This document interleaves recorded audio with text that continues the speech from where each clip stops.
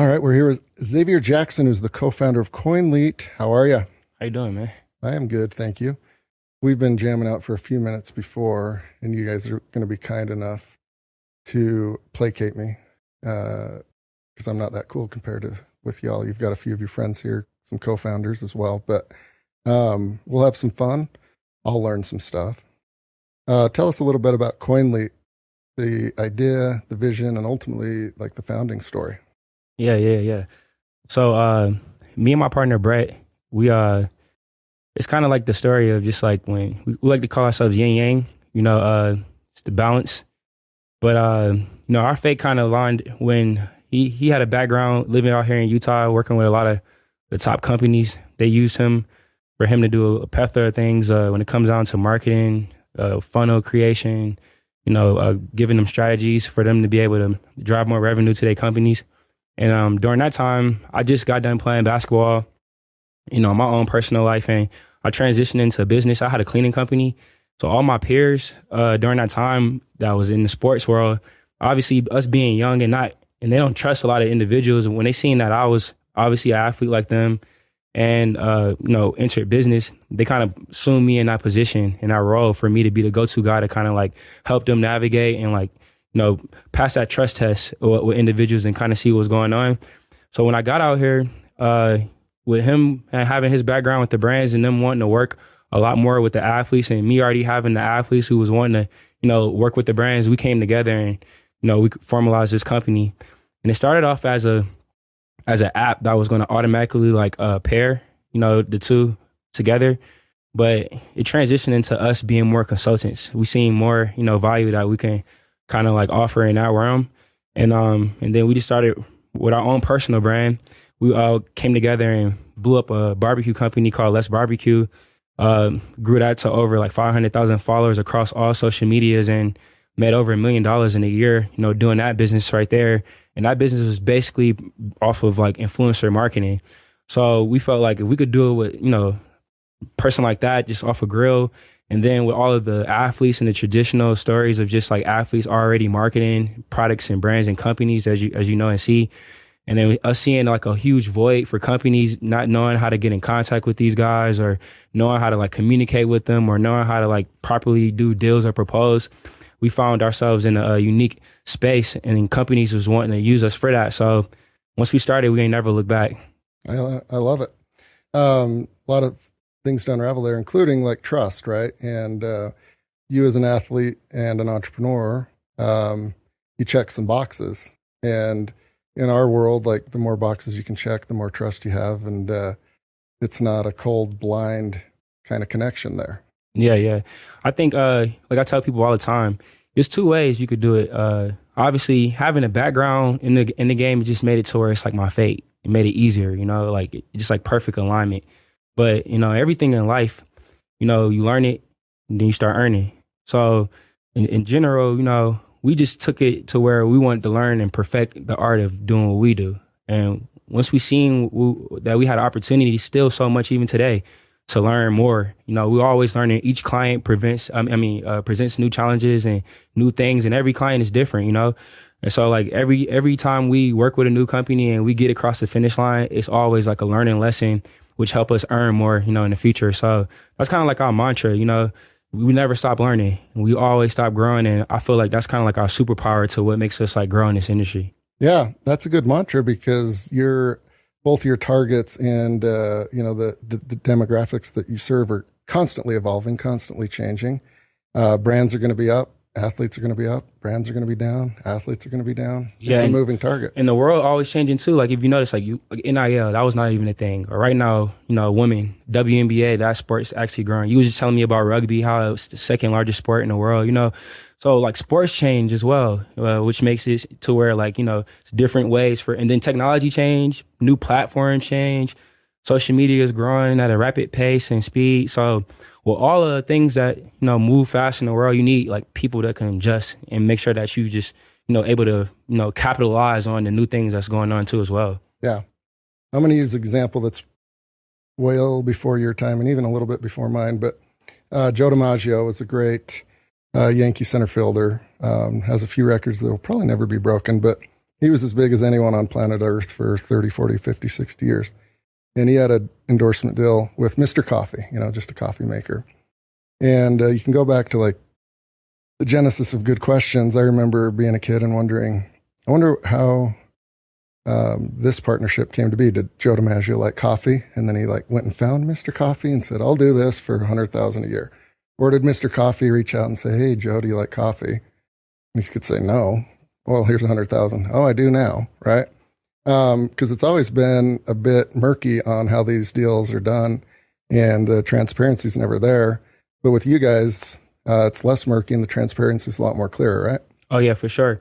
I'll tell you a story with like George Farming. Like he had 3 options or other options before he picked that grill, So like back, I guess during them times, it just was like optional, like, hey, here you go your options, whatever you feel like, fits you the most, we go from there. Now it's more like, we like to dive into seeing the alignment in the brand and in alignment with the athlete. So obviously, like for instance, if you love your dog and it's like a dog company, like we like to like attach things that actually match to where the athlete have a relating story. Yeah. So because like obviously in order for you to get the most effective push from the athletes or the influencers with the company is you're going to have a lot of things for you to be able to market and relate to. So if like that athlete, everybody in the world already know that they have that relationship with their dog, and then you have a company and then you touch on with that athlete something that they actually are passionate about rather than something that they're just getting money with, then I feel like the deal will go way better because it's actually like passions between like 2 parties. Yeah. So like that's kind of like where we come in of matchmaking the right company with the athlete for the athlete to actually like what they're doing outside of just getting like a check. Yeah. Because if it's like, transactional, then you would be having to chase the athletes to do certain things and run around and then, the brand looking like, why do you give me this guy? But if it's something that already hit their passion and something that already coincide either with their life story where you can like play on and like do a lot of things, it's like a lot of campaigns you could do without even having them in it just because it already kind of like relates, So we kind of like do that part of just like perfectly matchmaking like the right company with the right influencer athlete for them to basically be able to have that synergy to where they're partners, rather than it just being like a kind of deal. Yeah. And people can sniff through that, right? Like, oh, that guy's just getting paid. He doesn't own any dogs. Yeah. Versus I remember seeing this guy loves dogs and donates to local charities and cares about the dog food. Turns out that's a good fit. Exactly. If you just back up the bus or the truck and it's money, anyone would say, oh, God, I sure love dogs for $1 million. Exactly. It sure love dogs. And then that's another thing, too. You really see it with the athlete, though, like, because they getting bags every day. Like, every day people want to back up, bring trucks for them, So money is really not the driving factor. Like, if you get money, offer opportunities every day, then, like, what are you going to pick, So like even for like the brand to actually get a like okay and like move forward, like on that end too of things is why we do that as well. So we just feel like life happens best when everything is in alignment. Just kind of like how I told you at the start of our company, Brett was doing brands, I was doing athletes. That's alignment, Athlete love dogs. This company has dog products, alignment. So we just keep it simple. Yeah. There's big companies and $1 billion and $1 trillion companies all on planet Earth. And we've had every one of those on the show at certain points. But this alignment that you're talking about works well because there might be a really good JUCO college basketball player. Regionally, everyone knows who they are. And there might be a regional brand. That's a good fit, right? Exactly.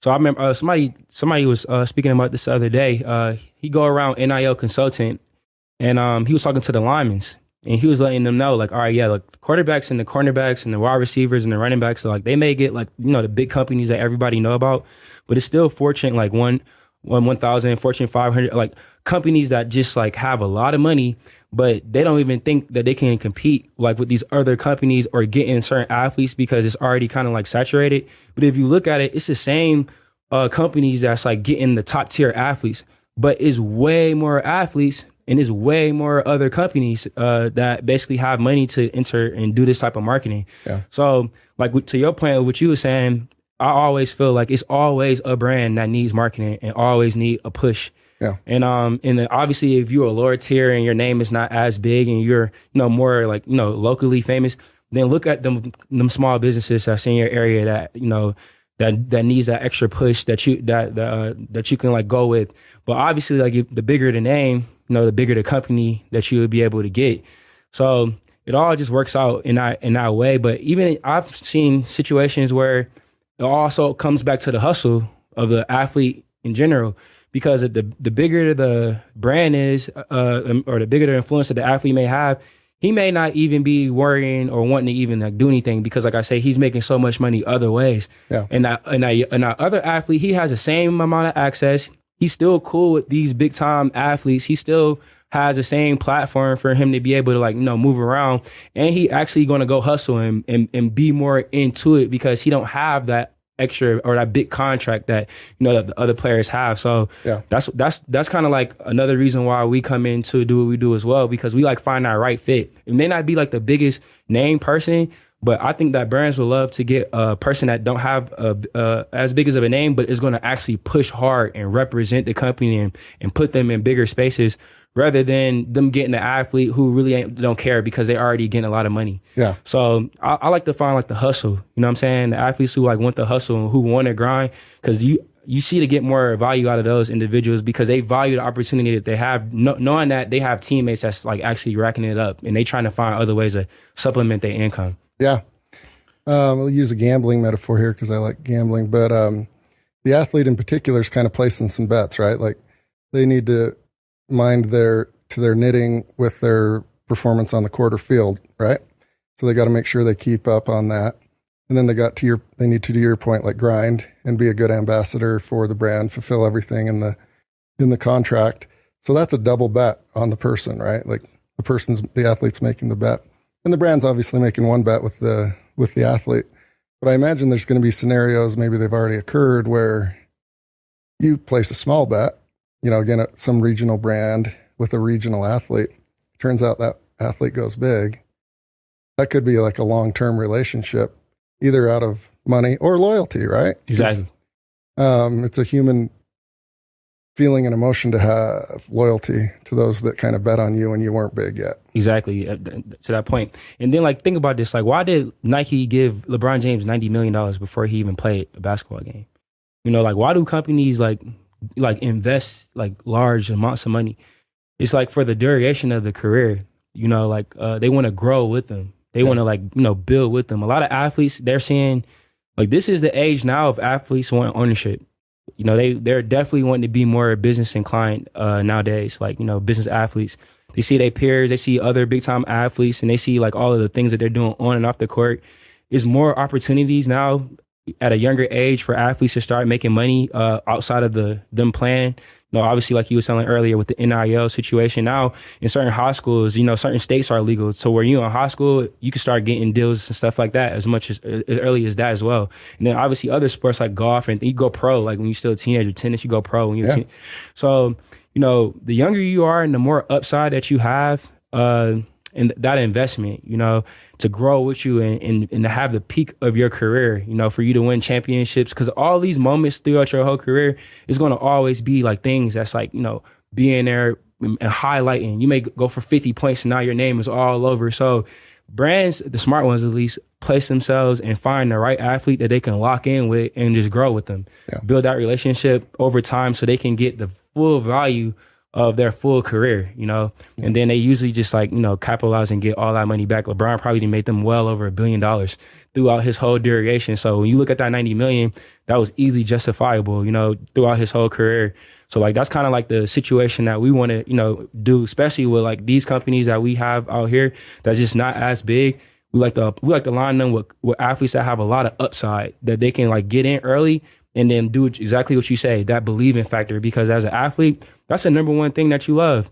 People believe in you, you get motivated when they don't believe in you. You want to like prove them wrong. So that chip in your shoulder go both ways. But you know, like having belief in them, that makes them want to go harder on you. Like that's like an NBA team. I believe in you. I'm gonna give you this contract. I believe that you're gonna be good for the next 5-6 years. We believe in your development. You know, so it's the same thing like with a brand. Like they find that athlete and that's charismatic, that has a good personality, and they feel like, you know, they can grow until they start them. They'll be able to help them too as well. Yeah. Because there are a lot of instances over the years that I've been observing where the athlete, you know, he was slated to be an A+. Turns out he's a B-, you know, nothing to scoff at. But he maintains a lot of sponsorship deals because he's obviously good on the personality side and he's good with the fans, good with the interaction. So even if you don't achieve that, you know, Mount Rushmore and Hall of Fame status, you can still have like a really good relationship and move the needle in a lot of ways. Yeah. I think being an athlete really is just access. You know, like that's all it really come down to. You just got access. I'll give a good example. Me, when I was in college, my senior year, I didn't play, you know, and as an athlete, that put me in a weird situation. But on the side of what we're talking about now, I was the most connected person on my team. Like I knew all of the restaurant owners, the clothing owners. I would give them tickets because I didn't want my family to come watch me not play. Yeah. So like I had 4 free tickets every game. So I would just go around and give business owners those tickets for them to come to the game. And then all my teammates was just asking me to get them into things or get them relationships and things of that nature. But I realized that it was access. You know, why y'all don't have that same plug that I have? And being that athlete and playing for like a, you know, if you on the Utah Jazz, you having the representation of that big brand and that big company in your market, it just gives you all access when people know that you're affiliated with that, you know? So for me, I like the access aspect, you know, like athletes, you can get in contact with, you know, musicians, you get in contact with business people, fans, kids. It's a relatable situation. So just like if you're not an athlete and you're in business, that's what we all trying to go out here and network for, so we can get access to other people's networks for them to be able to, like, you know, get us further. Yeah. So I feel like any athlete in any phase of where they at, if they're on that team and they represent that, you know, organization, they got that thing, that crescent on them, they have access. And that's kind of like what you want. You want access for you to be able to grow. Yeah. And then, like I say, every teammate is your friend. So if I'm on the 12th man, but I'm hosting a team event and I go get like 5 sponsors, and I'm bringing my whole team to that event and the sponsors are there, that's what you wanted in the first place. You know, you got that access. So that's kind of like how I kind of like, you know, like to give people that visualization to understand that, like, don't people think influence, but I think access. Yeah. I like that way of viewing it. And you've clearly had this in your head for a long time because you were doing it when you were young and still in college. Yeah. Can you imagine trying to do it without a cell phone though? Yeah, because like shit, before then, it still was networking. Yeah. They still was bargaining. They still was, you know, I would have did it through, you know, if I had to write a letter. Like, you would still get into it. So I feel like networking and communicating with individuals, and it was always people of influence, no matter what, like the president or the sheriff or, you know, whoever that was back in that time. Yeah. So whoever's that person of influence, essentially all they had was access. Yeah. You know? Like, so I think it all goes back to that. Yeah. As you guys build this business and develop those relationships and get that access, you're going to have a lot of really fun and cool stories, right? Where the brand wins and the athlete wins. I would be more happy with the athlete winning personally, but for you guys, you need both. Do you have any stories that kind of come to mind as really good examples of this system that you've created working out? Oh, yeah. So, like, far as like an example of like when, like how a deal went through or like a full through. Oh yeah, perfect. So like I always like to go to like our first company that we blew up personally, you know, because it actually just really shows just like the power of just influence. So like literally organic dude. Like no, in this example is even better because, like, you know, being an athlete, you have that full following that come in, but we took an influencer, you know, and we seen this guy. He had his own, he was able to enter culture into food. And him having like the Texas slang and him adding that and coining his barbecue to be alongside of the Texas, it kind of set fire on the internet. And we started to see like, you know, everybody was just like following him and doing what he do.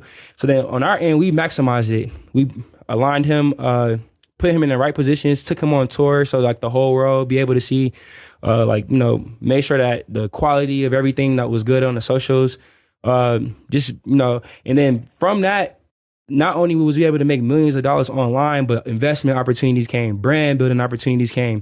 You know, the people that we meet on the road and the other famous individuals that attach their name to the brand. So we noticed that like it's like what you're gonna do when you get with an athlete is that you're gonna bring momentum. And then the second trick is when you get the momentum, how to sustain it and how to maximize it and get to that highest level. So influencer is just people that's going to put your eyes out there for people to come in. And then at that moment, you have to take that momentum for you to actually grow it, to actually reach the success of what you want to do. So that one right there was just like, you know, that shows that if anybody can have influence, you can sell anything, because it's just easier for you to get those eyes when everybody is always following you. So you're going to get them to want to like go in at least one time. Another thing is we had a couple of companies out here, Just Ingredients and Gab Wireless back in the past. They wanted to get in contact with some jazz athletes. They expressed just how they was going through different avenues and channels, hitting the up agencies, having contacts with them, but they was not able to have no real, you know, like communication line with them. So once we was able to figure out like, damn, you know, I get you on the phone right now with them, but y'all literally having this much problems of just being able to get in like contact with them and kind of like figure out and facilitate y'all offering to them and letting y'all know how much interest y'all have in wanting to work with them. So even on that end of just being able to like get the actual person and getting in contact and getting to the negotiating table and like actually seeing like if it's like synergy and alignment, that goes that route too as well. So those are two examples of just like watching an influence actually grow a company to getting millions of dollars, and then basically being able to take $1 million company and actually align them with people that you would think that they would be able to easily get in contact with, but obviously they're not. You know what I'm saying? Yeah. So you guys see gates and you just burn them down. Yeah. No gatekeepers. I like to say that we business bounty hunters. Yeah. You know, like we just go out there, and if you put it out there what you want and what you need in this realm, we're gonna do it. And our biggest thing is just to grow revenue. You know, none of this matters. You know, if that's not the overlying aspect of the company. So we just found a unique and a creative way for us to grow revenue through ways that's always been here. You know, like I said, athletes been marketing companies and been marketing brands since forever, you know? Yeah. But now it's just like a bigger market for them. Like influencer and creator economy is like $1 billion, like market. Like now with social media and all these different things that's here now today. So with that being said, it's a certain way you do it now. And and I feel like we mastered that. Yeah. And you guys, keeping that access open, obviously we'll go back to this word trust, right? Like the trust in you and your team needs to be paramount. Yeah, and that's the great thing about us too as well. We built a team full of experts across all fields because, we want to come in and the trust with the brand is that you're not just dealing with somebody who just dealing with athletes. Like you're dealing with individuals who big companies, who work with big companies, who like created companies and like build them all the way up from ground zero. So when you look at it from a brand standpoint, we're thinking about everything that they're going to think about, even from the investment that they putting into the athlete, So we understand like on y'all end all of the challenges and things that y'all going to face. And then us having experience with the athlete aspect, me being a former athlete and working with other athletes that's in our camp, we know exactly what they want on that side. So trust comes from experience and that they're not dealing with just people that just trying to go out here and just get money. Like we actually want to like drive and actually make companies like be better than what they were before we came there. So like we're big on actually making things work. It don't feel good to us unless we know that both parties won, not just one or the other, but it got to be like both parties walked out of this situation and the brand said, hey, I'm so happy and I'm so grateful and thankful that y'all, came in. We made this much money and so many people know about us. They come to us and say, hey, we seen that commercial with you and that athlete and they did that from that. And then we want the athlete to come and say, bro, like, appreciate that. I actually had fun working with that brand. I made a lot of money and my personal brand grew because of that. I have a lot of fans coming to me saying that or seeing a product that they have. So for us, it's like that win-win streak that we want to, be able to accomplish. And that's kind of like why we do what we do. Well, I love it. It's a great idea and a great concept. For Coinlete, going into the future, what are you guys focused on? What are you guys most excited about? Yeah, so you know, I guess like the biggest thing is we were most excited about helping more companies, reach their peak through working with athletes. We want to, have some of the biggest deals ever that an athlete has ever done. We want to help athletes create some of the biggest companies in the world. We want to help brands, grow into that space. So I feel like with our concept, we feel like, we can really like break barriers and help athletes, break barriers and really change the narrative of what an athlete really is or an influencer really is. Like not just like a person who go out there and play, like they are actually smart, savvy businessmen with an advantage of having a better marketing than any other company, that, even at the initial starting point. So I feel like a lot more athletes has been coming to us that's entering the business space and wanting to like create, companies or wanting to work with big companies.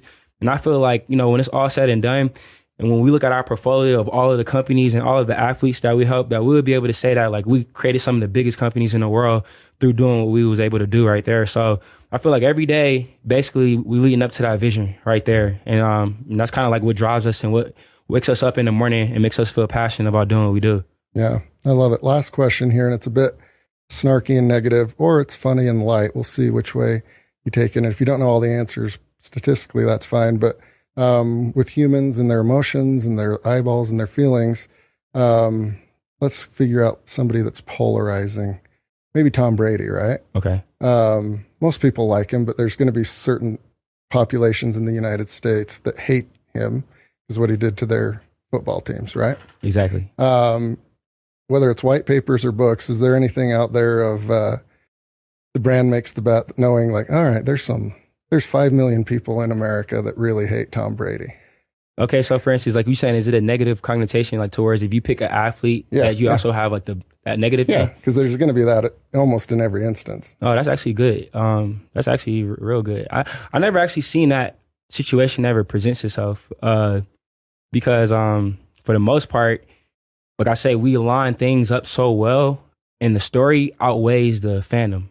Yeah. Like it aligns so perfectly well. Like, it's dog lovers that's actually coming out. Like you're going to have your trollers. We call them trollers. Like, people that like actually troll and do things like that. But I think that only happens when the athlete actually do something negative. Yeah. Like if you notice like Ja Morant, like when he actually, like with the gun situation, like, or Michael Vick when he had the dog situation. And then if they see that companies are still promoting and still pushing behind somebody who's done something negative, that's usually when you get that negative like flow. But for the most part, fans keep it fans related. Like they keep it passionate when it comes down to just like the sport. They never really spill over until like the brands, unless like I say, that athlete didn't do a good job. And then that's why you see like these press releases coming out or them having to come in and like make their face good and say that they sorry or whatever the case may be. Or that's why you see brands dropping athletes immediately after an athlete do something bad because they try to like stray away from like what you're saying. So like we're very much in cancel culture. Like if you do something wrong, like the world go against you, things of that nature. But for the most part, fans just keep it fan related unless that athlete, like I say, do something that compromises his character and morals. Then that's when that brand will have to, be mindful of if they want to continue to support or not, because anybody who feel negative about what that athlete did from a character standpoint will probably come out, and probably leave a whole bunch of negative reviews. Yeah. So. Yeah, for sure. Like, when I was young and moldable, like if Bo Jackson came out with a new pair of Nikes, like I gotta get those right now. I could care less, but there's people that are so lovable, like Shaquille O'Neal, right? I have no idea what shoe contract he has now. He might have his own, zero clue. But if he peddled the shoe because he's so likable and so lovable, I would buy it. Yeah, like the best example is Anthony Edwards. He's with Adidas. For the long time, Nike's been like crushing the market when it comes to shoes and everything. But since he's took a huge push this year and he reached stardom, all his shoes sell out. It's Adidas and Foot Locker. They can't keep them in stock. Every time they come out with a new colorway, it's gone. And he single-handedly took that brand And that brand is all behind him now, you know? So that just goes to show you once again, like, you know, with the right face, it could take you there. Stephen Curry with Under Armour, Yeah. you know, it was basketball was not even their sport. It was all like football and other things. But like Steph Curry single-handedly, you know, built that whole company up, and to the point where now he has his own brand inside of that brand, the Curry brand, you know, about Under Armour and things of that nature. So we see it time and time again, you know, if that athlete reached the pinnacle and peak, they can take anything with them to like the highest level. So like, I feel like it's all based off about who the people are supporting. And then at that moment, you know, whatever they got on is what's going to grow. Yeah. It is one of the more fun and entertaining things to watch, like brands and athletes, whether, you know, we don't see it a lot yet, but we will with like high schoolers in college. You guys see it, but just being a layman watching, you know, kind of our heroes pedal, you know, shoes and or soft drinks. And again, because they are so lovable and likable, and it's athletics, it's not politics or anything controversial. It's just so much easier, right? Way easier. Well, cool. Really enjoyed our time here. Looking forward to all the success you guys have coming down the chute. So thank you, Xavier. Congrats to you and your team on everything you've done up to this point. And I appreciate you, Garrett, for having us. You bet. Thank you.